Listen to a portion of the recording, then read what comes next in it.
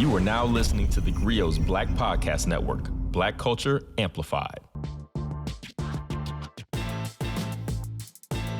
What's going on, everybody? Panama Jackson, host of the Dear Culture Podcast here on theGrio Black Podcast Network. And it's homecoming season to Black America, which means HBCUs across the country are preparing to welcome all of us alumni back to campus so that we can see old friends, walk around and relive memories, and, just commiserate about the good old times that we had on our HBCU campuses. In light of this, we're going to rerun one of my favorite episodes of Dear Culture. We shot this one last year live at Morehouse College during homecoming in 2022, where I had the opportunity to sit down with some alumni from Morehouse and Spelman College, where we talked about business and how HBCUs helped us in the business world. And I also sat down with three of my best friends, three of my day ones from Morehouse College, the people I came into Morehouse with, where we talked about our journeys in adulthood, manhood, fatherhood, such that it exists, and just how going to Morehouse helped shape who we are as human beings and how it helped ensure our greatest success in life. So I hope you enjoy it, and make sure you like, subscribe, basically stay engaged with our podcast here at the theGrio Black Podcast Network any way that you can.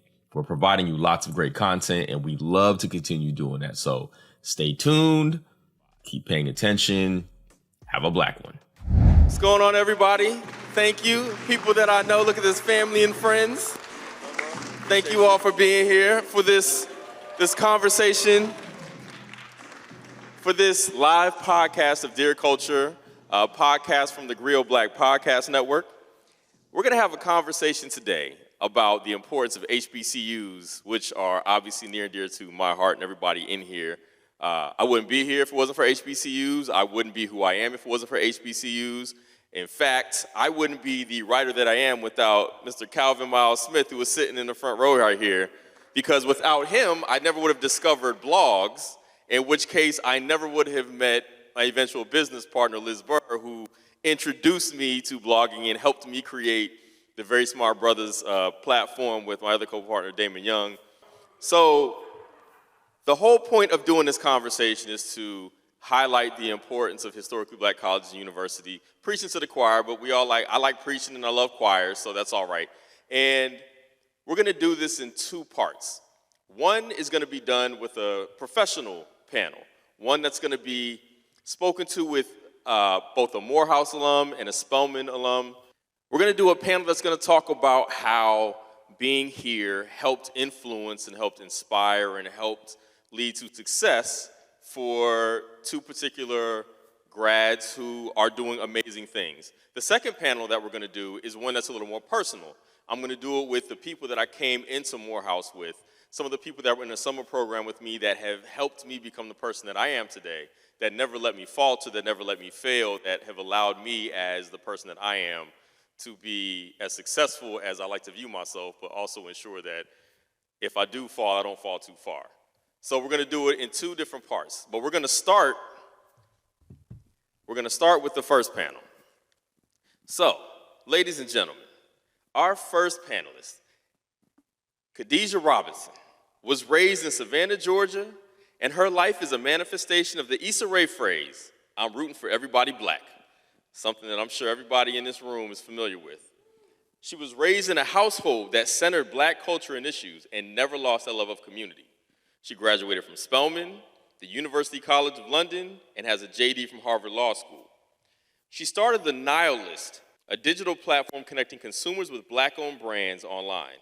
The site focused on modernity, accessibility, and informative context to make it easy and convenient to buy Black online.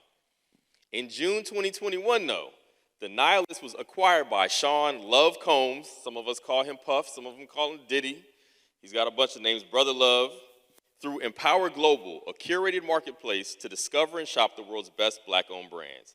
She now serves as the CEO of Empower Global, overseeing all operations and development and helping to lead the revolution of Black buying. And she's high as, I'm joking, on muscle relaxers. Anyway, put your hands together for Khadijah Robinson.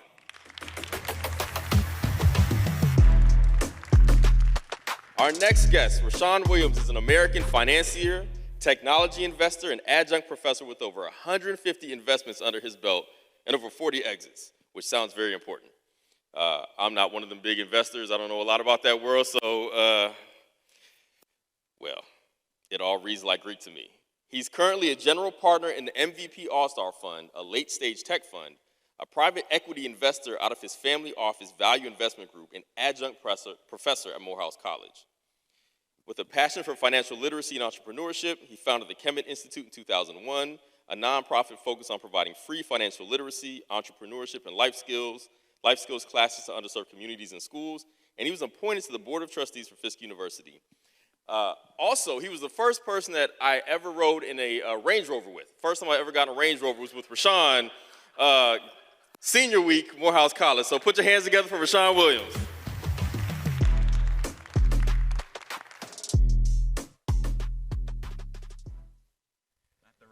Dude, it was a red Range Rover. He saw me walking down the street, and he was like, yo, you need a ride? I was like, I'd never been in a Range Rover before, so I was like, sure. It was, as P.D. Pablo said, got a button in the middle to make the joint go, It was one of those type joints. I got it, because Jay-Z asked dude what was the difference between a 4.0 and a 4.6, so I had to get the 4.6. Do you remember that? I vividly, and I'm not going to repeat the line, because this is a family show, but I vividly remember that line. So, first off, thank you all for being here. Part of the reason I wanted to do this and bring you all on, particularly because you guys are very successful. You do things in business that a lot of people would benefit to learn about, but you also center your blackness and the culture in everything that you do. In the time I've known you since we were here in school, I've known you for a couple years, but in that time of knowing you, I learned that how much the black community means to you.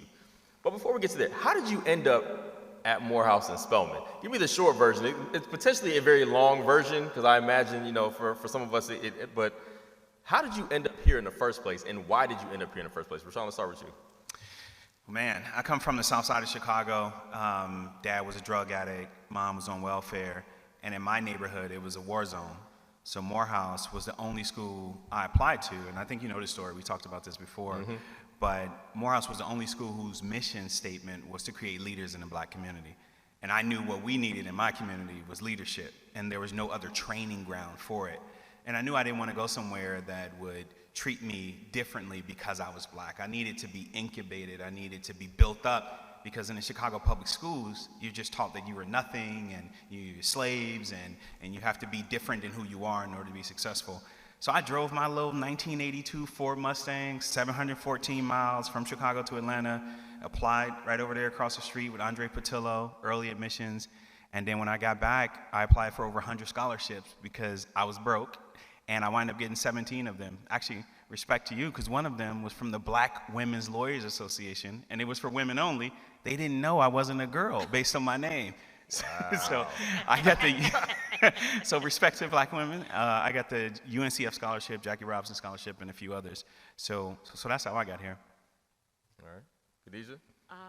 I had basically no choice but to go to HBCU. My parents both went to Alabama State. That's where they met. And when I was growing up, they were like, okay, so college, which HBCU are you going to? That was the year that my cousin started at Spelman. And I thought she was so cool, and I wanted to be like her, so I was like, I'm going to Spelman like her. So I decided at the tender age of 8, that's where I was going, and I applied early decision. I was like, no other school existed for me. I had to come to Spelman, and I also had to get a scholarship. So this is back in the days of faxing. I would be sending fax messages to the Spelman admissions office with different accomplishments. I'd be like, oh, I want an award. Let me fax it to Spelman and tell them why she could get the scholarship. Oh, wow.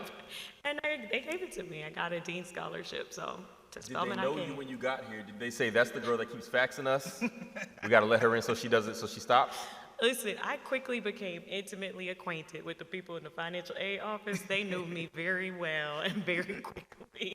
I did too. They actually revoked my scholarship every year that I was here, despite the fact that I was never on, my grades were always fine, but that was back when we used to carry all the letters and everything in our pocket. So I used to go back there with my scholarship paper, say I have a scholarship. They just push a button and then I was good.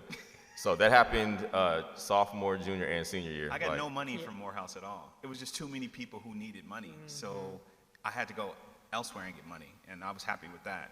I'm from Chicago, and the Chicago public schools, we just didn't test well.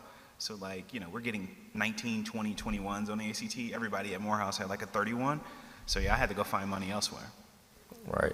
All right, so funny enough, I have 4 children, and all of them are going to go to an HBCU as far as I'm concerned. Now, by the time they're ready to go to college might be $200,000–300,000 a year. Ooh, so if they can't afford to pay for it on their own, I don't know how that's going to happen. You didn't put money in a little Gerber. There ain't enough money. Listen, that little $37 ain't going to cover all the years that we got to cover here. All right, so let me ask this. You're both very successful business people as far as I'm concerned, and just your track record show that. You started the Nihilist. When did you start that? In 2019. All right, so why did you start that? Oh, because I was pissed off. So I was a lawyer. I did a master's after I graduated from Spelman. Then I went to Harvard Law School. I hated being in law school, and I knew already when I started practicing that I wasn't gonna like it. But I didn't really see other options. You're kind of funneled from the like top law schools into these big law firms. And they come on campus, they interview, you get your job before you even graduate. I had my job at the beginning of my 3rd year in law school. So you're just kind of shepherded through this process. Started at a law firm, I was like, what the fuck is this? It was crazy. Like the 15, 16-hour days. For people I didn't care about. It was, X bank or Y pharmaceutical company. So I thought I'd go to actually practice, be in the courtroom.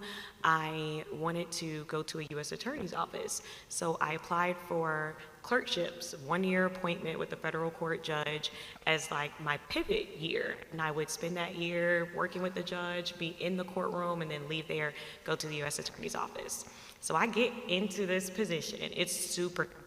I applied 2 years in advance of the position. So I got that job in 2016, but I didn't start till 2018. And I was in court every day. I'm the only black clerk my judge ever had. And I was one of like 5 black clerks in the entire courthouse. This is the DC federal court system. And it was crazy. You're like seeing a cycle of black defendants every single day. There maybe was like 2 non-black defendants the entire time that I was there. And it's just, I knew conceptually that our criminal justice system is all the way up, but being in the courtroom every day, I was like, wow, we don't have a chance. This is designed to literally put us in prison for as long as possible, like lock us up, throw away the key, with or without a trial. Like I saw people whose trials were getting pushed out years because of calendars. Because like, oh, the judge has a vacation and the prosecutor has a vacation the next month. So we'll just schedule this 8 months out and they'll just stay in jail until then.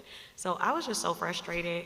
I started as my like de-stressing hobby, building a Google spreadsheet of black businesses that I was gonna shop with, because I'm like, if I'm gonna do anything, at the very minimum, I can at least spend money with black people and be purposeful about that part of supporting my community, since they just trying to lock us up and kill us out here. And that Google spreadsheet grew, and then I decided to start my first business because people were asking me about it. They're like, oh, I wanna buy black-owned bathing suits. Like, you got anybody on there on your list? And when I saw the interest, I decided to start it, built it into a website. And then it literally just grew from there so organically. When I was doing it, I had absolutely no concept that I was starting a business. I definitely wasn't thinking about it like a startup. And even when I built the website, I'm like, yeah, I'm just building a website so people can like find it and they don't have to ask me. And then, yeah, it just really like grew legs that I never first saw at all. Which is interesting because I know like during the pandemic, it was probably a moment where that really took off.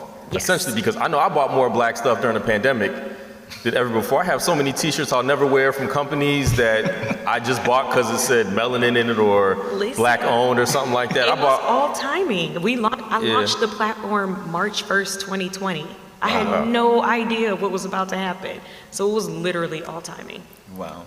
So, Rashawn, it's kind of a similar question. Like, I know when we were in school together, we were econ, but I always knew you were, I think we always knew you were headed to Wall Street in some way, shape or form, right? But you decided to go the econ route instead of the business. So we had conversations about that.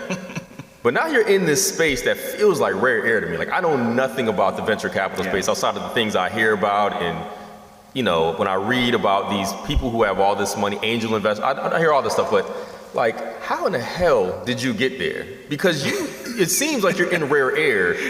I know, I see pictures of like all the black VCs and everybody fits in one little frame, but it seems like a very powerful group of people. Like, you all are basically have tentacles all over the place. Like, how did you even get there? What's crazy is Morehouse sends more black men into venture capital than any other school. Really? And we're a small school, right? But when I got to Morehouse, I got an internship on Wall Street at Goldman Sachs. Right. So I was an econ major because I needed to major in something business related, but I just couldn't understand Onafade or Nabanji in accounting. So I said, you know what? I'm not majoring in business and jeopardizing losing my scholarship getting a B or a C in this class. So I majored in econ. I really liked Dr. Handy and all the professors in econ. And then I would dabble in a business class that I thought helped me, but I anchored my major in econ because I was really a history major. I was taking all the Afrocentricity classes. I remember that, yes. We were walking around with dashikis on. I'll never forget. Dr. Egan told me I was a sellout for going to Wall Street. And I was like, that is correct. But wait, who told you that? Dr. Egan. Okay, because I remember you and Dr. Handy having a spirited back and forth about your life plans too in the middle Absolutely. of class. Because at Morehouse, Morehouse, class time for this. Yeah, at Morehouse, very Afrocentric. They want you to go get a PhD, like all of your smart friends. And I said, look, the way my bank account is set up, I need to make as much money as possible when these scholarship checks expire. What is the highest paying job I can get where I don't have to worry about getting shot or going to jail? And it was like Wall Street. I said, okay, cool, what do I need to do? So I did an internship, and then when I left when I was at Goldman Sachs, there was a guy sitting next to me who was 23 years old, white, making $7 million a year. He was 23. You said 70 million? 7 million. 7 million a year. Well, either way, that's a lot of money. Now look, let's say 6 years later he was testifying before Congress because of the 2008, CDOs and all, but that's a different story. Right. But he was making, he had a good run. 7 million. He could afford to go up there and testify. He could afford the lawyers. He could afford the lawyers, right. Yeah, okay. His PR team handled that. So when you're on Wall Street, you're helping companies who need money raise money, and businesses or investors who have money invest money. You're the middleman. So you watch all of your clients who are billionaires and family offices and very wealthy people who inherited wealth for long generations ago get richer and richer, and it's your job to get them richer. But you learn the playbook at the same time. So I was like, listen, the black community I come from knows nothing about this. We want to live the American dream, but we have no idea what generational wealth is. We never heard of a family office. 100% of my rich white clients all had a family office. 100% of the rich black people I knew never heard of it. So when I left Wall Street, I'm like, I'm gonna do what the billionaires do. I started a family office. I became an angel investor. I launched a VC fund with Nas. We called it Queensbridge Venture Partners. And I wound up being an early investor in Coinbase and Robinhood and Ring and Casper and PillPack. Not because I'm smart and I'm like this genius, it's because I was just doing what they were doing.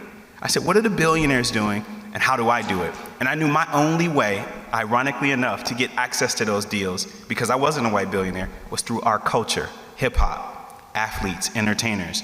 So this whole time I've been educating our community on investing for free, which I still do, not realizing that that was my Trojan horse to get into the venture capital industry, because they want these athletes and entertainers to invest, but they don't want me. So I used that to kind of get my money in there. And now I manage this $1 billion fund with Manhattan Venture Partners, and again, it's not a lot of us.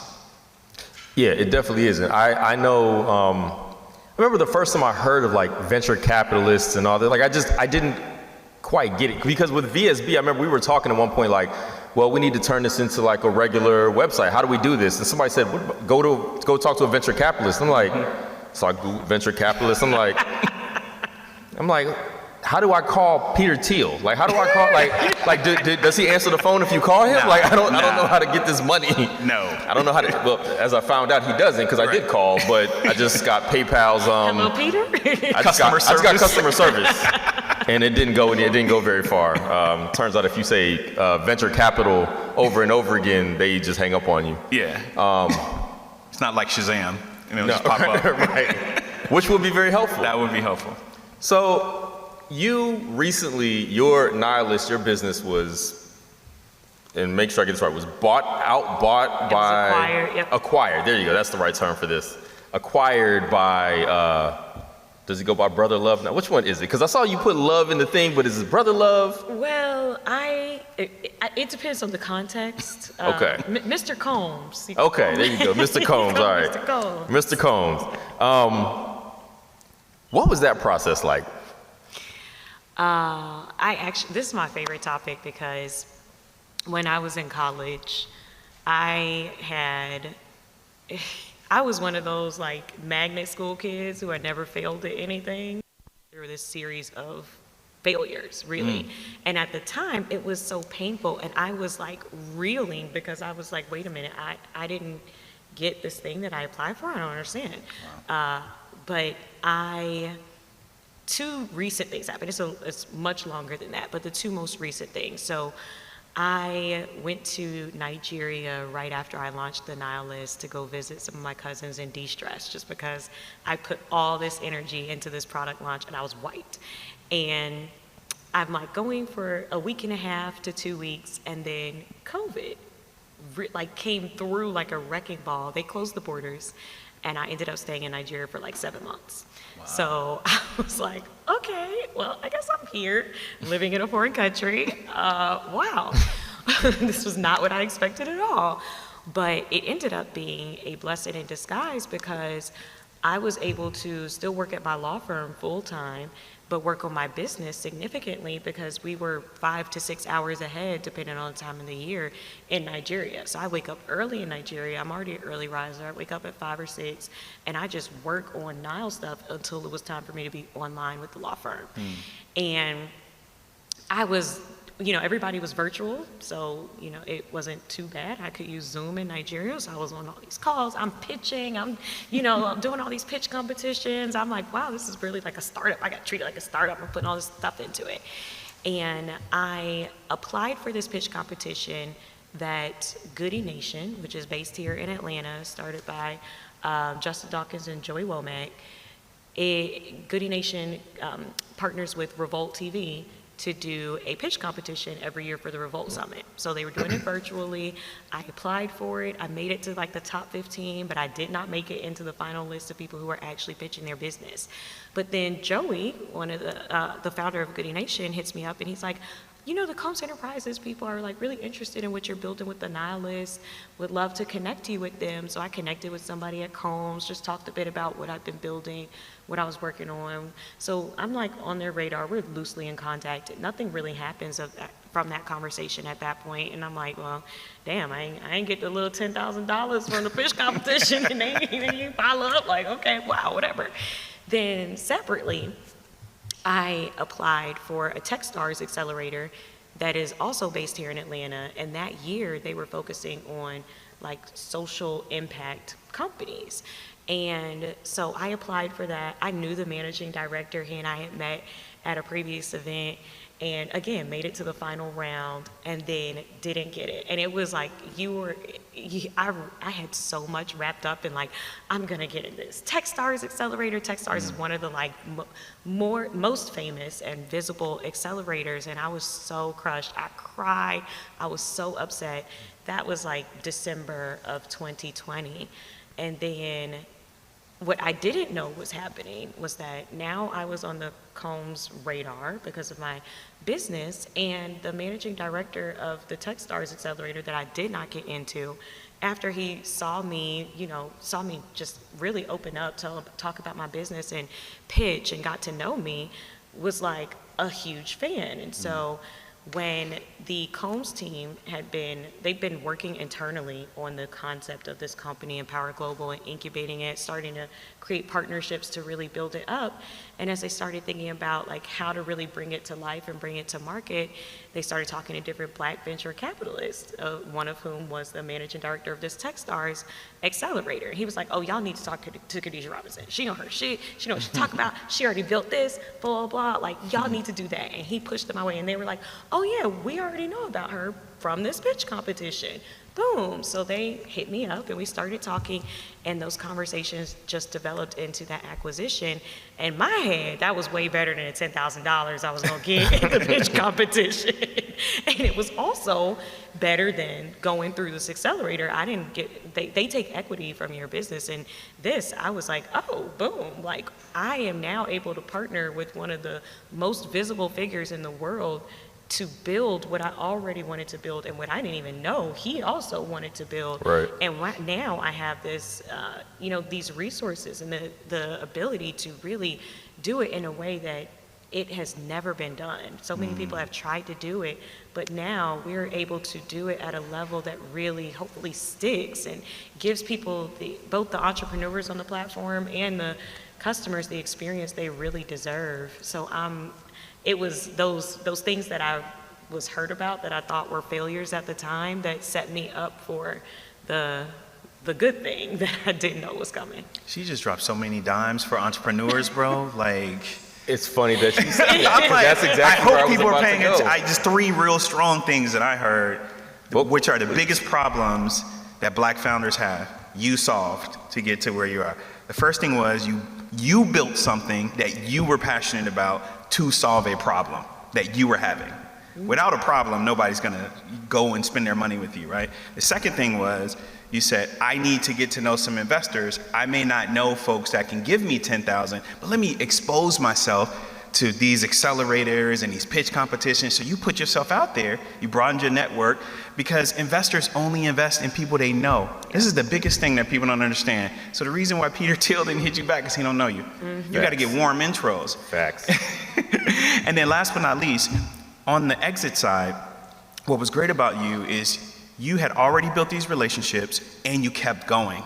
So people knew who you were. Usually it takes 12 to 18 months for a person to meet you, to actually want to do business with you. So you stuck in through that time, you built something that you like, and you put yourself out there. Most startups don't do that. They just go on Twitter and say, I need money, who wants to invest? And that's just not how it works. Or burn the bridge and be like, you Right. y'all ain't give me this $10,000. Yep. I know some people who struggle with their Twitter fingers who they've never seen a bridge they weren't willing to burn. Time for a quick break. We'll be right back. The GRIO Black Podcast Network is here. Everything you've been waiting for. Black culture amplified. Find your voice on the Black Podcast Network. Listen today on the GRIO mobile app and tune in everywhere great podcasts are heard.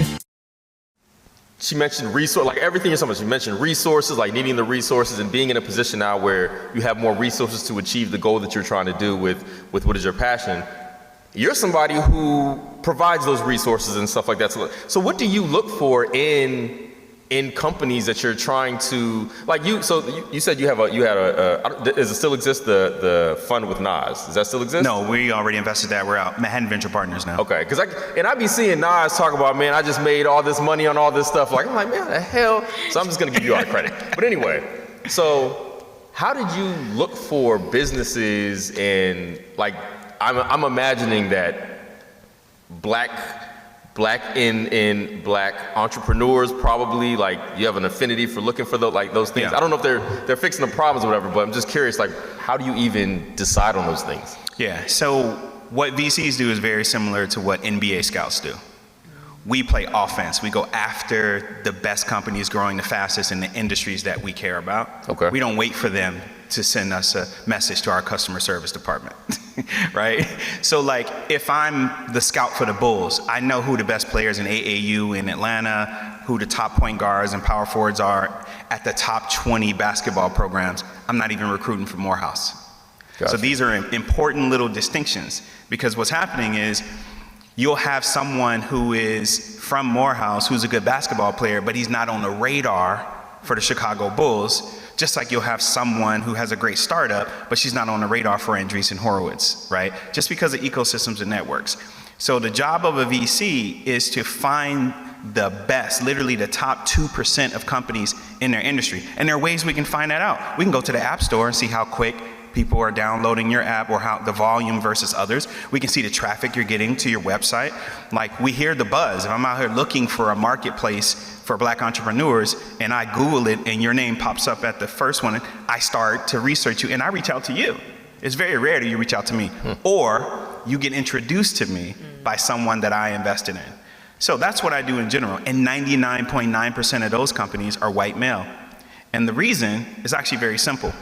Before you raise money from VCs, and I'm sure you heard this, every VC in the world is going to tell you it's too early, it's too early, it's too early. They want traction. And it's because when I invested 150 times in startups with Queensbridge, those startups all had 3 things in common. 4. Number 1, they were white men.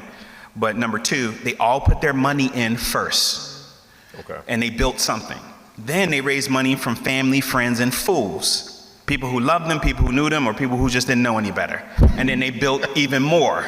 Then they went to angel investors, people like me who left Wall Street, people like you, angel investors. Now they've raised 500,000, 750,000. They got a customer base, they got a product, they got a team. Then they go to VCs and say, look what I did with this amount. I'm looking for growth capital, not startup capital. VCs don't invest in ideas, they invest in fast growing businesses. So in the Black community, we typically, because of the wealth gap, we typically don't have 50,000 and put in our own startup. We don't have any family, friends, or fools with 50,000.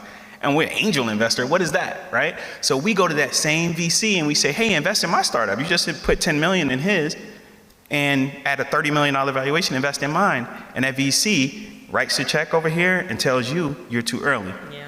The white founder says, thank you very much, and goes on Crunchbase, and the Black founder says, racism. They're partially right because of the wealth gap, but we just don't know the rules and the stages that you need to go through. So I think it's the responsibility of Black VCs to give the answers to the tests to Black founders. Look, first round here, second round here, third round here, here are the market terms, here's what you need to do. Then they'll find you, or you reach out to them through a warm intro. So I spend a lot of time, as you know, on social media just trying to explain that, because everyone is excited about VC, but no one's getting the playbook on how to put a pitch deck together, what to say to a VC, how to do diligence on a VC, how to set up a data room. So that's where I spend a lot of my time, and that has a multiplier effect. And I do invest in some Black startups. Like one of my best investment is Noble. It's a guy named Mark Wilson, Black dude. It's like the athletic apparel company. Okay. I mean, dude went from 2 million in revenue to 300 million in revenue in 5 years. So like that dude's on a rocket ship, but he was just overqualified regardless of his race. So it's my job to make a return and help my community. And when those two overlap, I feel great about it. But I am responsible for making them overlap instead of just a bystander and waiting. The TheGrio Black Podcast Network is here. Everything you've been waiting for. Black culture amplified. Find your voice on the Black Podcast Network. Listen today on the TheGrio mobile app and tune in everywhere great podcasts are heard. That stuff is all fascinating to me. Like I said, you all operate successfully in worlds that I read about and know. But for the last question I'm going to ask you for this part of the panel, I want to bring it back home, right? So how did Spelman influence the work that you do, the way that you move? Just where do you place Spelman in terms of the success that you have and how you're managing to do it? Oh, Spelman is everything. I'm so happy to be home. Spelman is everything. We were talking a little bit back there. I was telling you about me and my country ways. I grew up in Savannah, Georgia. I was born in Montgomery, Alabama. I ain't never heard of venture capital until I came here. Like the words venture capital were, I knew them both separately because I was an English major. I could speak English, but I had no concept of what that meant. I hadn't even met anybody from Canada when I got to college. Like I was country. And Spelman opened the world for me. I studied abroad. They really pushed people to study abroad. It was my first time going anywhere that wasn't the Bahamas. And I went to Portugal for a semester. They opened you up to so many opportunities. The alumni reach back and touch you in a way to pull you forward. I did an internship. I thought I was going to be a journalist when I first got to school, so I did an internship at Vibe magazine my first summer in college. And that summer I met all these Spelman alumni in New York, and they were just so glamorous to me. They were doing all kinds of stuff. People working at MTV, people who were working in finance, lawyers, all these things. People who I had never met before in my life. And they were always like, how can we help? What can we do? Spelman pushed me to be this networker that I am, to like go to these events and talk to people when I don't know a single soul. And I show up and I'm like, hi, I'm Khadija, how's it going? Which is exactly how I met the managing director of this Techstars, accelerator. But Spelman really instilled that in me. It instilled a quest for knowledge, a desire to really explore the world. I came here literally having never traveled except to the Bahamas, and I have now been to like 65 countries, so traveling is my jam, and Spelman did that for me. I have literally no shame, no fear of embarrassment. I will go talk to anybody about anything. And I have met so many people who've been so instrumental to bringing me where I am because of that. And it also just gave me that assuredness to be like, I don't know what these other people are doing, and I don't know what preconceptions or notions you had before, but I know ain't no imposter syndrome over here. Like, baby, check my resume. I went to Spelman. I went to Harvard Law School. I deserve to be here. I'm smarter than all of y'all. Like, don't play with me. So it's such a different attitude to come into especially like this startup realm, because this thing will grind you down as a founder. You get so many no's and things blow up all the time. And if you don't have that backbone and that self-assuredness, it can get really, really, really ugly. So it just has made me the person that I am and given me the wherewithal, that center to go forth and kind of conquer. You keep saying I'm successful. I'm like, am I really? I don't know, but we're about to see. Sean? Man, I think Morehouse was my first investor. That's just a quick way to sum it up. Like, Morehouse is like an accelerator for black boys who want to become black men and leaders. And some of us needed a whole lot more than others. Like Frank, he didn't need anything when he came here. But I didn't have a father in the house. I didn't know how to eat at a dinner table in the proper way. I had no positive role models. My schools were the worst schools in Chicago. We had computer teachers who didn't understand how to work computers, like stuff like that. And you were made fun of where I'm from if you were a good student. You had to be a thug or an athlete. So I get to Morehouse, and it's 800 other freshmen who are all good students and athletes and have personalities, and my professors are African American, and they're not teaching me a curriculum that says we're inferior to everyone else for these 10 reasons, and they're building up that pride. I was a very insecure and angry kid coming from the environment I came from. Morehouse built me up and made me very proud and made me feel more responsible for my community. And I also wasn't that angry anymore because I got exposed to exact things that I needed to live up to my potential. I got opportunities to do internships, travel all around the world and meet guys like you, and I would have never gotten that at another school. And one of the things that I think people don't talk about at Morehouse enough is what I wasn't exposed to by going to Morehouse. I did not have dudes with tiki torches marching around or people spray painting on my door. I mean, we said it ourselves. We didn't need nobody spray painting, but we, what I'm saying? Like, I'm in an environment that was safe for me at the stage I was, because you got an angry kid from the South Side. Like, if somebody pull up and say something racist, they're gonna get got. So like, I wouldn't even be here if I probably went to another school, because I didn't have the restraint in order to respond to those things, because Southside Chicago is 99.9% black. And I never even saw a white person until I was 12, and it was a police officer.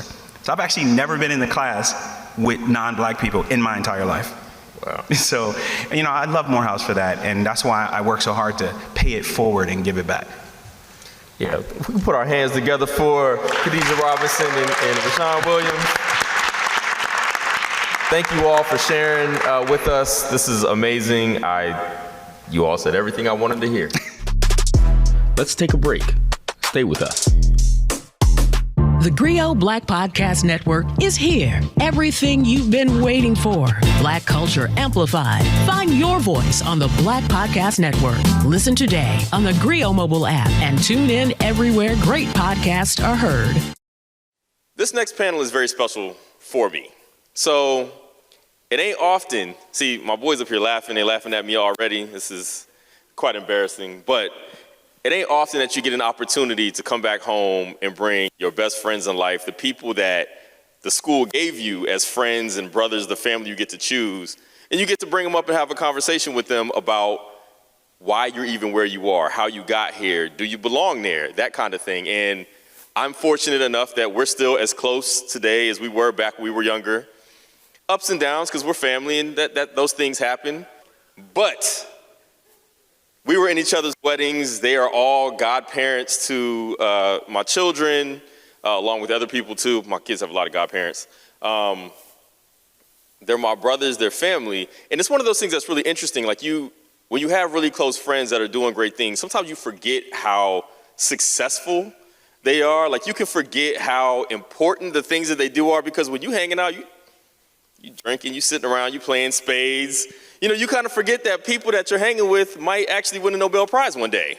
Or like, you know, might be able to, as Frank used to want to do, take the cultural bias out of standardized testing, right? That was an actual goal.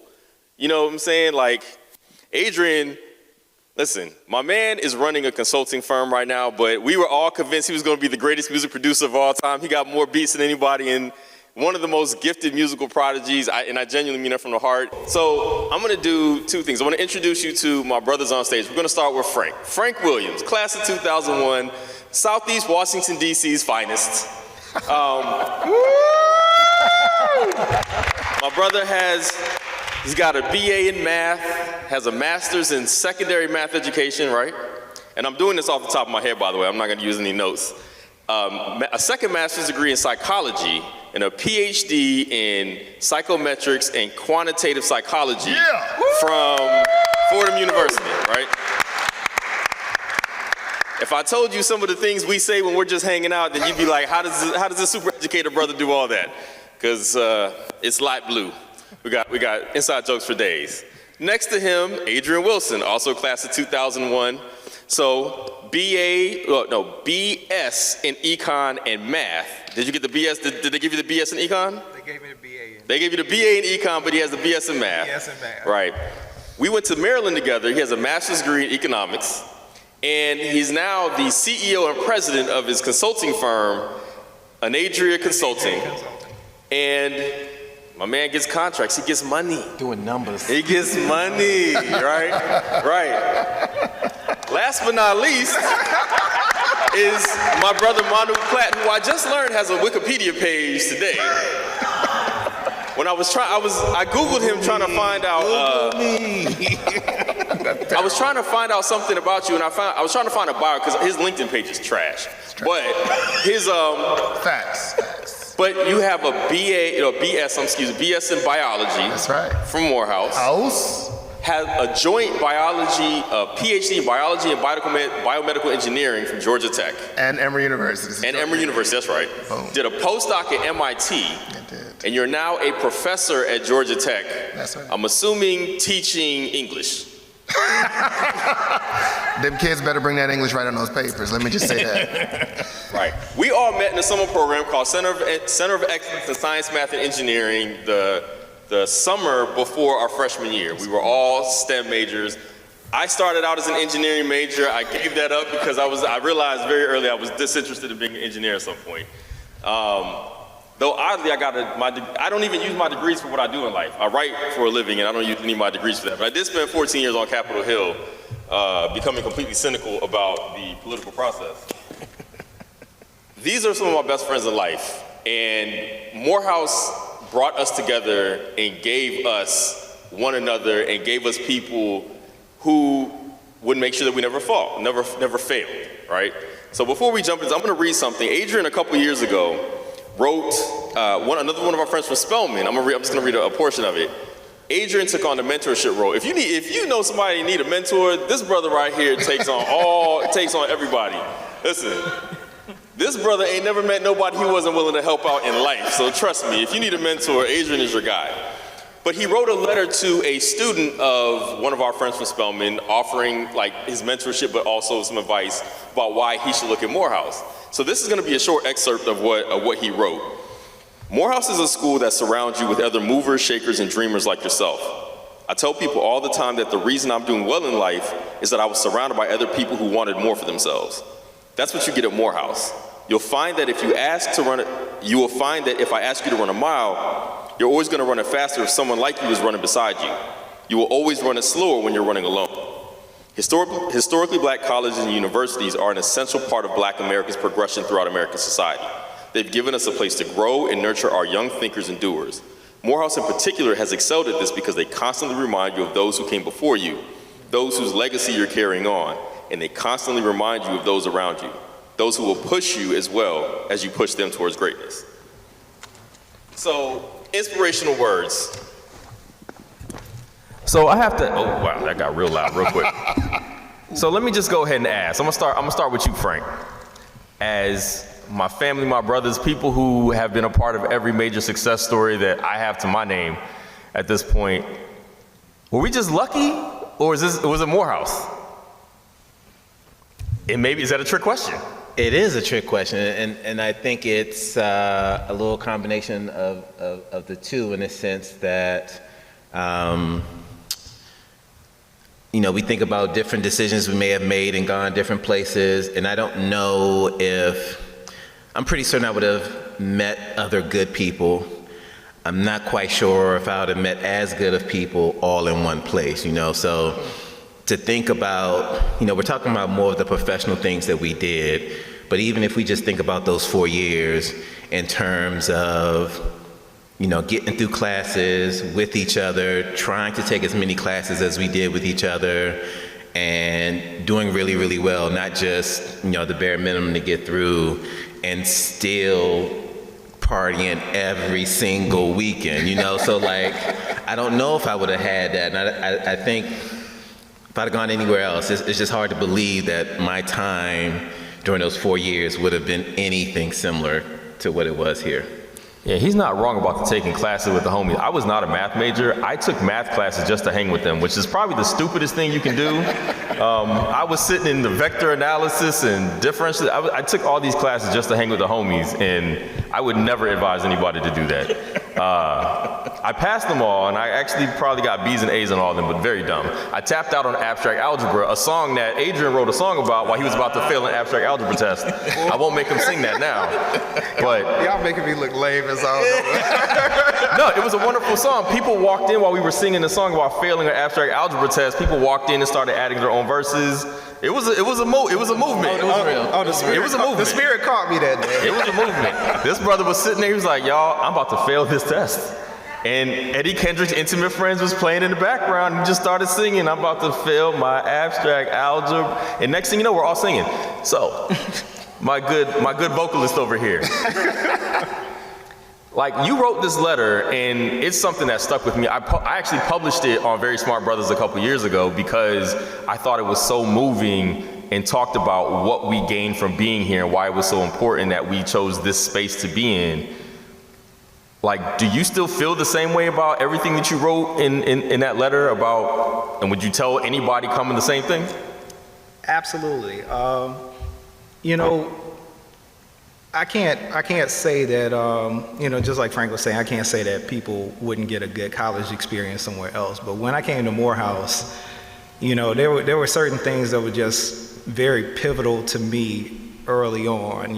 I had some sense of identity about myself, but, the people here kind of push you to look at yourself a little bit more, and that's not just, your professors, instructors, but also your friends that you're around. And so I think for us, one of the important things was we really went through a lot of experiences together that kind of defined us, from self-discovery through some trials and tribulations, and just some struggles as well. And so I think that combined with the environment, just made for a unique experience. Yeah, I definitely think that who I came in as and who I left as are two completely different things. I was way more confident. Like Rashawn mentioned, and Khadijah mentioned, there's no room I walk into that I don't believe I belong in, right? Like, there's never been a space since leaving here that I'm like, I don't belong here. Like, there's no imposter syndrome. I've always struggled with what that even means, because maybe I'm a little bit overly confident, but, Not you, Dwayne. Oh yeah, you were don't not call on him his government. Hold on, you were not just a different person because of confidence. Panama, he came in and he's a guy from Huntsville, Alabama. His uniform was like 100% Tommy Hilfiger. Hilfiger. So this dude, Some of it was real. Some of it was actually real Hilfiger. I'd never seen anything like it. He came in like the entire outfit, shirt, shorts, Watch. He had the Hilfiger watch. socks, shoes. Was Tommy? He was a walking Tommy Hilfiger billboard. By the time he left Morehouse, he was straight off the streets of New York. He was Timberland stomping out here, so, hey, transformation happens for us all. Listen, if college is nothing if not a time for discovery and trying to figure out who you are. There was a couple weeks in there. I was from DC. There was a bunch of that. So, Manu, Yes, sir. as a person who you run a program for that works with students, that preparing them for college, right? And especially in STEM. I imagine you try to steer people this direction or to Spelman. I imagine that's what you do, right? So how does your experience here help inform the way that you try to impart that, I guess it's collusion, to get people to Morehouse, but we'll just call it what it is, recruitment. How do you help recruit, Morehouse recruit? Sadly, of the 130 kids that have come to our program, only 2 have come to Morehouse. Really? We've had about 8 come to Spelman. So I had to stop talking about Morehouse because I was talking about it a lot and what it could do, and I guess they don't want to be like me. That's cool. We'll take that, right? Because they come from Atlanta, though. So if you come from Atlanta, do you want to stay in Atlanta? That's something you got to figure out for yourself, right? But the ones that have come are actually the ones that then go back and tell the others about how great the experience was. But no, I've not been successful. But you came and talked to them. Adrian came and talked to them. I've been waiting for Frank White to come through, because maybe if I get my cooler friends to talk to the young folks, we can get more coming through Morehouse. So let me ask you though, so only 10 of the 130 have, 2 from Morehouse, you said 8 Spelman, right? So yeah. 10, Yeah.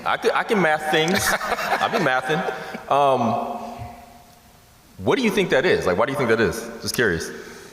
I think people want to get away from home, right? And I think one of the parts that for us, none of us are from Atlanta. I mean, you maybe are from Atlanta and other parts of your experience. But for me, as you know, coming to Morehouse, I have 5 brothers, right? I had 4 brothers at the time that I came to Morehouse, so I wasn't looking necessarily to be just around, I needed brotherhood.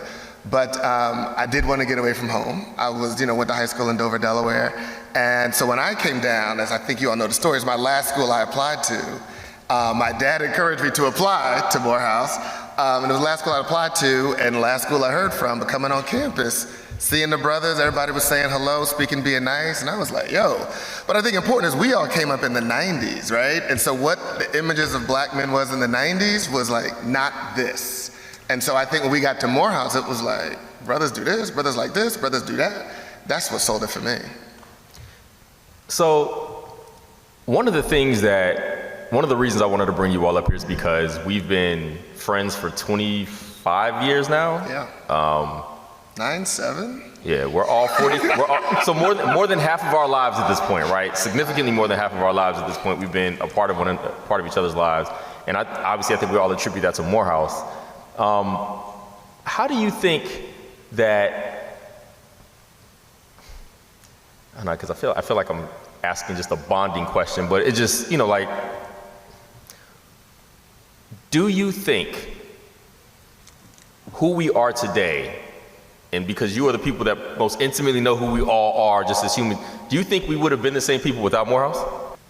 Having Manu go straight into his program, that was, for me to say I was not influenced by that would be completely crazy. You know what I mean? Like, seeing Manu do his thing, go up to MIT, do his things, like, yeah, I could do that too, and just seeing some of the other moves that you all have made too. I mean, those things are not lost on me. It's not like, oh, that's really cool. It's like, no, I could do that too, and we can talk about some things, we can talk about business, and you can, hash some ideas out. So I would say, I don't know if I would be in the exact same place that I am here, that I'm in right now because of y'all. So I'd say no. Adrian went off. He was the first one to do the internship to make all the money. When he went to Texaco Snitching. and started making, and when he came back with how much money he made that summer. Snitching. Me and Frank, we were NASA scholars on that government dive, and ours was a lot less. Yeah. But it started to be like, wait, we could use these internships to like go places, and so it was all of that feedback. I think that we kind of popped for each other. I thought that was dope.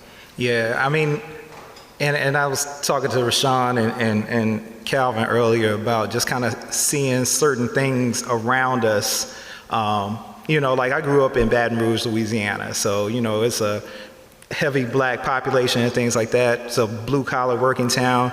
And so, I saw people who were successful, they worked hard, made money and things like that. But once I came to Morehouse, I saw people kind of doing things that I had never seen. And so, in our class, I could tell you a couple of names. We had a guy, Chris Kraft.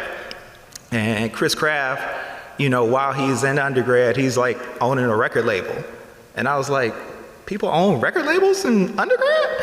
And so like, I was like, damn, okay, that's some new stuff. And then, we had Kevin Johnson. Kevin Johnson owns Johnson Media. So he has a media marketing company. I think he started at an undergrad. Both of those gentlemen are Graves Hall representatives. Third floor. I was junior year. Panama, myself, Rashawn are all econ majors. And, I saw Rashawn and he was working at Goldman Sachs. And I was like, he was working at Goldman Sachs as a junior in college? So all of those types of things like kind of started putting things into a different context for me. And I had just a lot of people around me that showed me possibilities that I never thought existed before. I mean, I could even do it even simpler, bruh. So I didn't want to throw away that me and Frank were NASA scholars and working at NASA. That was dope. But my first summer, I went to Huntsville, Alabama. That was not my first choice. I was thinking I was going to go to DC, which was closer to home. But in Huntsville, your family took me in for that summer. So I had never been to Huntsville, Alabama. It's a city, I'm not going to clown it anymore because I was living in Southwest Huntsville. As you remember, there was a Kool-Aid stain. We call it Kool-Aid on the stain in the kitchen. We thought there was a blood stain on the floor of his apartment when we first walked in there. I'm still not sure it wasn't. None of us were snitching. We were never going to testify about it. But I mean, the fact that I could go to Huntsville, be safe doing NASA, and then your family could take me in, you were working there, your friends could come hang out, that would have been a whole different summer for me, and I might have had a whole different experience about summer internships and being away from home. If my boy wasn't there in town ready to look out. So it's those small things that we had just known each other for a year when you were like, come through. Talking about our bond here, but if we talk about how we're connected to each other's families, like siblings and parents and things like that, like going to somebody's house and not even thinking twice about it, and like seeing family and kissing on them and loving them because, they're not your blood, but they are your blood. Right. And so like this bond here and the love here is bigger than just us. Like it's our families, children and wives now and all those kinds of things. Like it just keeps on extending itself. Let's take a break. Stay with us. The GRIO Black Podcast Network is here. Everything you've been waiting for. Black culture amplified. Find your voice on the Black Podcast Network. Listen today on the GRIO mobile app and tune in everywhere great podcasts are heard. You said something that was interesting. So I like to tell this story because it's tragic. A couple years ago, I went to Yale University has a conference called the Black Solidarity Conference. I never heard of it before, but I was invited to go speak up there. And one of my news friends, Lola, was speaking on a panel. So I went to the panel just, to be supportive, whatever. I didn't really have any idea what the panel was about, but I was there. It was early. And it's a bunch of black scientists speaking about being black in science on the panel. And there was this young girl who raised her hand and she's crying. And I'm like, like nothing they said was that sad or really bad. Like, I didn't understand, but she had never seen a black scientist before. Like she'd never seen one, and she's in STEM. Like this is what she wanted to do with her life. And I'm sitting here thinking, it's like, that is the craziest thing I ever heard, because I know a bunch of black scientists. Like, I know tons of people, and they're all various ranges of good to terrible human beings, but I know a bunch of them. Like, I have friends who were doctors, I got friends who I don't know what they do. I remember one day, Manu sent me like an abstract of something that he wrote for something, and I didn't know what any of the words meant. I knew like the thes and stuff like that, but like the individual words all together, I really couldn't put it together in a way that made any sense. But I'm like, yo, whatever you do must be important because I don't get it. And maybe that's not my calling, but it kind of brought full circle to me this idea that I think my view of blackness has been like re-normalized, right? Like I know Rashawn, you know what I'm saying? Like, I see my man in the private jets and stuff because he puts it on Instagram, and I'm like, I want to get on a private jet one day. That's a request. But like, I'm gonna lob that in. If you don't like it, just throw it right back. You know what I'm saying? You call me, I won't call you on that one. But like I know there's 2 PhDs sitting on this stage, right? Like it's funny because that's not impressive to me anymore, despite the fact that it's very impressive, right? Like I'm so used to it. Calvin is a doctor, right? Like my man Calvin right there. And Calvin is one of the best roasters I've ever met in my life. Like this man will joke all day with you if you want. And this man, legendary, right? Legendary, right? Right. And, legendary. And right behind him is my friend Aziza, who also has a PhD, right? So it's like I know all these people that are so accomplished in spaces that we view as successful that it reframed the way that I view us, right, in general. And I think that's probably the most significant thing that I've gotten from being at Morehouse and Spelman and HBCU in general. Like the way that I view black excellence is completely different. Black excellence is one of the norms for what we are. What's the most significant thing that you have gotten from your experiences there and the lives that we've led since? Deep question, I know. I mean, I'll say this. Again, I mentioned this being from the 90s. What I learned coming to Morehouse, I honestly, being smart, we called the white boy back in school, like, oh, you're trying to act white because you get grilled in school. So I was nervous coming here thinking, I'm gonna get that. And coming here really showed me black men are all different types of people and things and all different personalities, all different types of loves and arts. And you could come here and find out all of the other parts of yourself that you want to be besides being this black man that the rest of the world puts on you, which I think lets us just be who we are and grow into that. And I think I wasn't expecting that part to happen here. And I think that was a gift to me. I agree with you on that. I think, it's funny, as you were mentioning earlier, that I do the mentoring with a few students from Morehouse and Spelman. And so, my mentees have actually graduated now, but I remember one of my mentees, his freshman year, I took both he and his roommate out to eat. And we went to the Vortex, and they're kind of trying to feel me out, I'm feeling them out. And in the conversation, like we ended up talking about Watchmen, the Watchmen comic books. And one of the mentees was like, Mr. Wilson, you read comic books? And I was like, yeah. And he was in awe that like a black man read comic books, because people have kind of trivialized it as like, this is something black people don't do, this is something men don't do, and so when you come to Morehouse, like you kind of figure out like black men do everything. There's nothing we don't do, and whatever you're into, whatever you do, whatever you're interested in, whatever your strengths are, interests, there's somebody here that does it as well, and it makes it okay, to see it. The GRIO Black Podcast Network is here. Everything you've been waiting for. Black culture amplified. Find your voice on the Black Podcast Network. Listen today on the GRIO mobile app and tune in everywhere great podcasts are heard. I'd probably say maybe the most important thing is similar to the idea of there just being greater success in our community. And a trivial example of that was freshman year. And I don't think Rashawn had the Rover at that point just yet, but it was like you could see people had real money. And so I'm from DC, I'm from Southeast, and so I know there's money in the area, and I know there's black people in the area, but from Southeast, I don't know people really getting it, you know what I mean? And so I get here, and I'm just like, people really got it. People really doing like well, not just working to, get a fifth of rum at the end of the week, but really flourishing And, the idea Rashawn mentioned earlier about, generational wealth, building those kinds of things, like people are doing it and doing it big. And so I think being exposed to that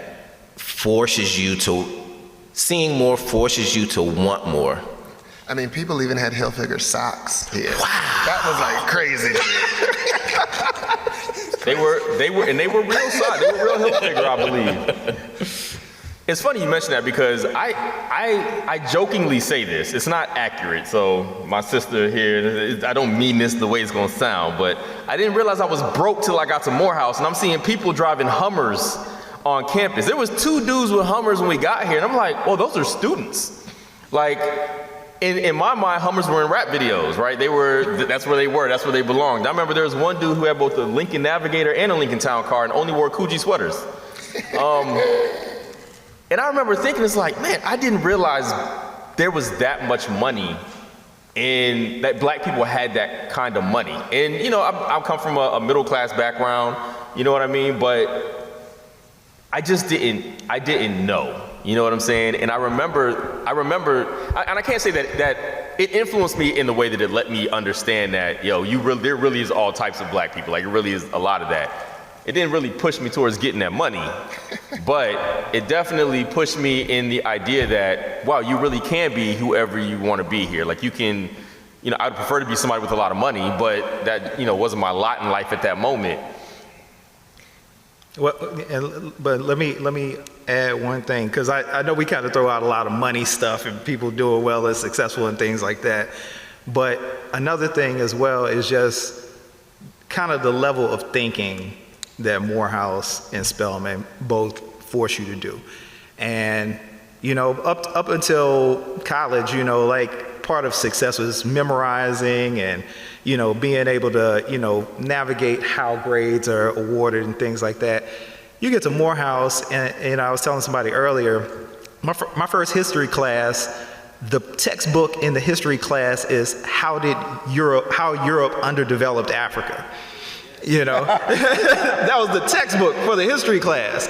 And so we're sitting in the class, and the discussion of it is like, oh, I didn't know any of this, the level of thinking and analysis it forces you to do. I'm in an English class, and I still remember my freshman year English professor, Dr. Capers. I had Dr. Capers too. And I thought I was pretty good in English until I got to Dr. Capers.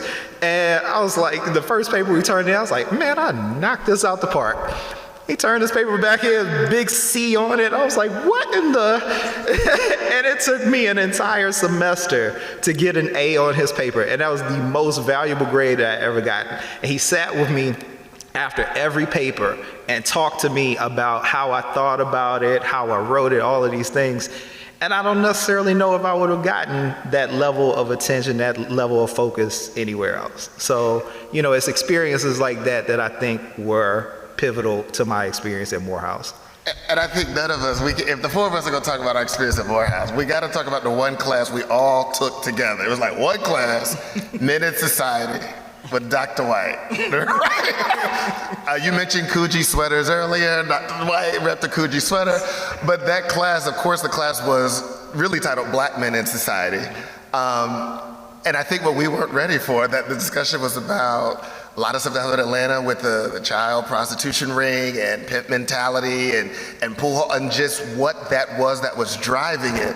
That was such a deep, because he was a sociologist, that was such a deeper discussion than just what was in the newspapers. It was like, this is why you come to a school like this, to have these conversations that people aren't discussing. And the fact that it was a class that fit a requirement, but that all 4 were taken, was just mind-blowing. That was the first time I heard the phrase, the triple oppression of the black woman. Mm-hmm. Like, that stuck with me. He put that on a board. It was like racism, classism, sexism. And I was like, damn. Yeah.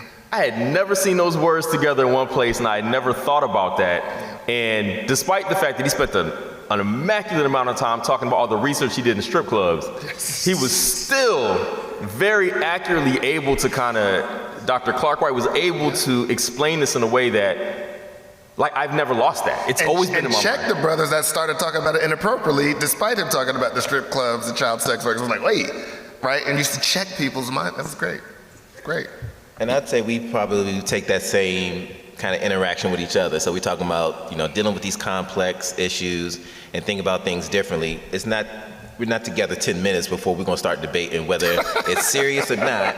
We're gonna have to debate, iron sharpens iron, and we go fuss, and we go fight about it, and then we go walk away like you dumb, but let's have a chicken wing, lemon pepper wet, I don't know. Frank didn't want you to know that happened this morning.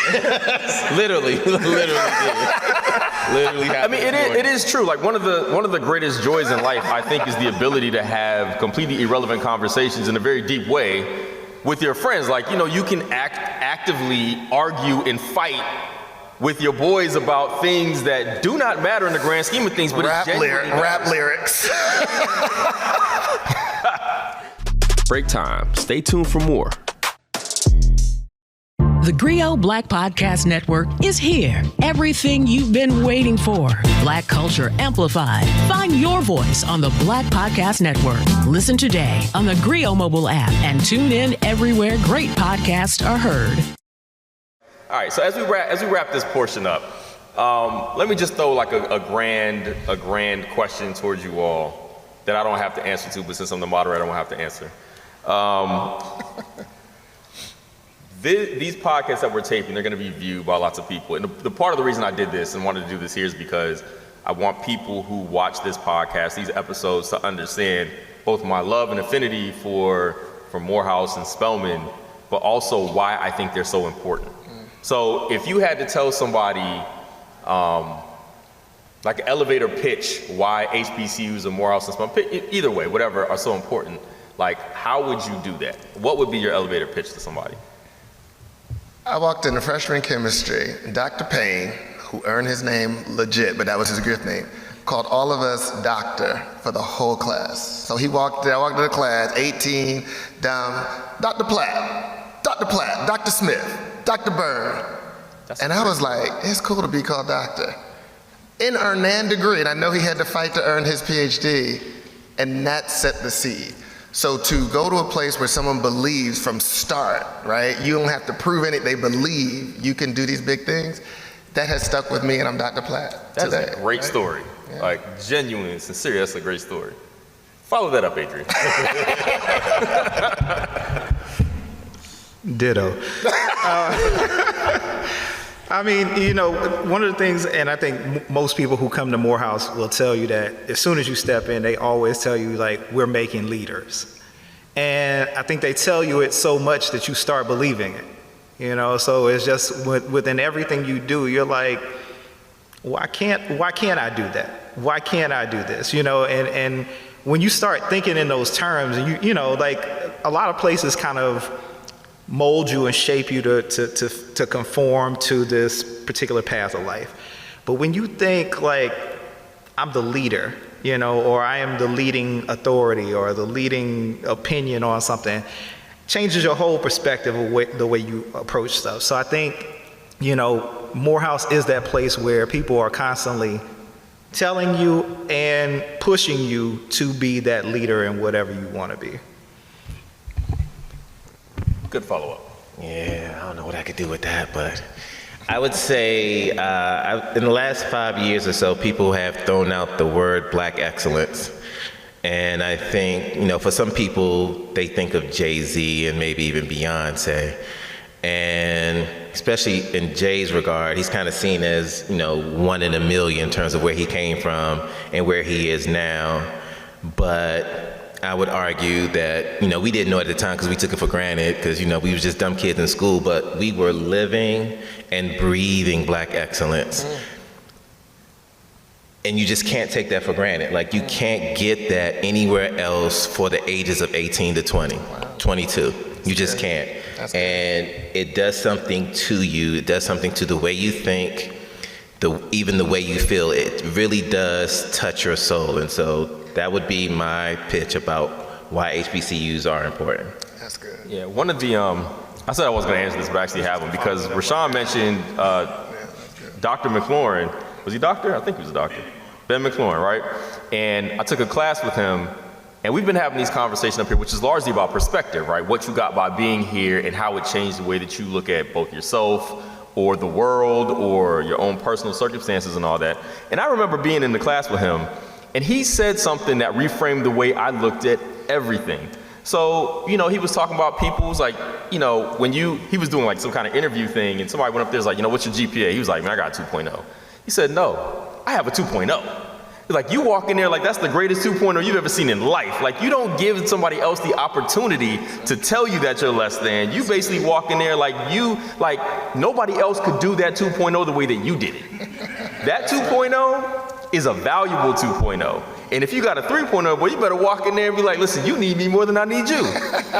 And I vividly remember that because I thought that was so funny, but I'm like, yo, that's actually true. Like, the way that you frame a conversation is largely built on who you're around and the people that teach you how to frame it, right? Like, if I don't walk in somewhere thinking, being called doctor from the beginning, am I gonna do that myself? Probably not. But if you put that out in the world, all of a sudden that's how I'm thinking. It's gonna change the way that I view myself, the way that I view how I interact with the world, and the way that I view myself interacting with the people around me, because if I expect more out of me, then I'm gonna expect more out of you, right? And because I have high expectations of myself, then I can't be around people that I don't believe can do amazing things. So if anybody's faltering, it's my job to help us get back on track. And because I believe in y'all, right? Like, I believe in my people enough to make sure that wherever I go, they go. Wherever they go, I go. Like, I got a PhD too, damn it. As far as I'm concerned, that's our PhD. That's our PhD. That's gonna wrap up this portion of the panel. If y'all could please give your hand, put your hands together for our panelists here. I appreciate y'all. I love y'all, genuinely from the heart. I want to thank you all and Khadijah for being here, for sharing your stories, for sharing your lessons, for sharing yourselves with us here back at home, a place that there's a lot of things started for us here, right? Like, I jokingly say that life for me started, like when my daughter was born, it's like a chain. Like, there's the day before my kid was here, then there's the day after. Life is completely different once a kid around, like, it's different. But who I was before I got to Morehouse, I would not be today. Like, that's not who I am today. And I got that from all the people I met, the people that are in here that I can see through the lights and stuff, the people that I know. From Calvin, who I swear to God, I just cannot thank you enough for what you literally gave me. You gave me my career, even if you will never take credit for it. And, so thank you all. Thank you, Manu, Adrian, Frank, Rashawn. Thank you all for coming out for this live taping of Dear Culture. Thank you to Morehouse College, my man Sean over here, for making this whole thing happen. There's nothing like being at home, right? Like, I've had an opportunity to speak all over the country in all kind of places, but there's something special about being able to come do it at the place that you actually consider making you who you are. So thank you all for coming out to this live podcast taping of Dear Culture, one of the podcasts from the GRIO Black Podcast Network. Make sure you check us out on the GRIO's app or everywhere you get your podcasts. Thank you all. I'm Panama Jackson, Dear Culture, the GRIO. Thanks for coming.